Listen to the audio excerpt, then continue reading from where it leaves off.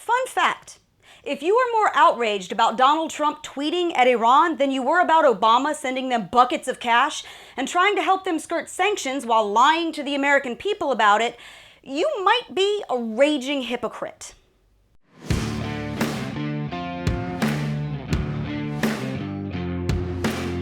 Hey guys, I'm Brittany Hughes, and you're watching Reality Check on MRC-TV. And over the weekend, Iranian President Hassan Rouhani threatened America and told us not to play with the lion's tail, warning us that war with Iran is the mother of all wars. Now, nobody much cared about that, but the left predictably exploded on Monday after President Trump responded in an angry tweet directed at Iran.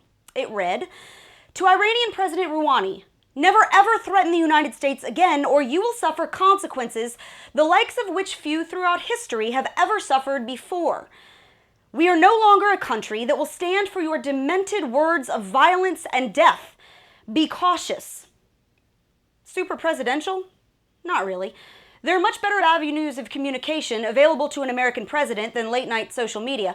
But let's just set this on the stove warmer for a couple of minutes and travel back to early June when this happened.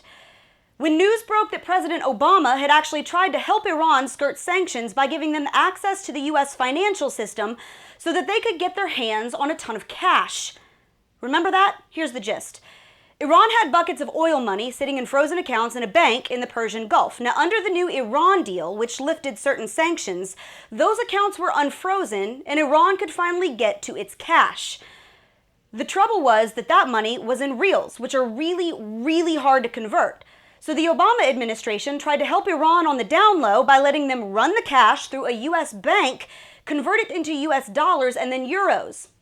Except that process goes against financial sanctions, something they'd explicitly promised they wouldn't do. And the only reason this whole scheme didn't go down is because the two banks that the Obama administration approached to actually process the transaction declined out of fear that their reputations would be compromised by doing business with Iran. Now, when the administration was later questioned by Congress about whether they'd keep financial sanctions in place under the new Iran deal, they said yes, without ever disclosing that they had already tried to help Iran get around those very sanctions at least once before. But apparently all of this was just too complicated for liberal brains because they just poo-pooed it right along. The left-wing media barely even talked about it. Some networks avoided the story altogether. There were certainly no consequences for any of it.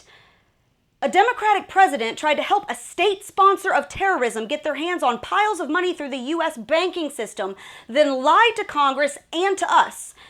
And only conservatives seemed to care. Now, fast forward less than 2 months later, and the left apparently thinks that the world is about to implode because Trump sent a tweet in defense of America.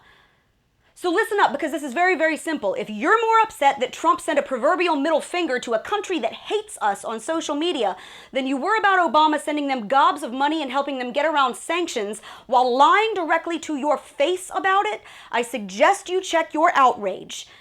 Because I would take a president that posts dumb tweets in favor of America over a president that actively conspires against it any day of the week. And that's your Reality Check, America. Subscribe to our YouTube page, like us on Facebook and Twitter. Stay sane out there.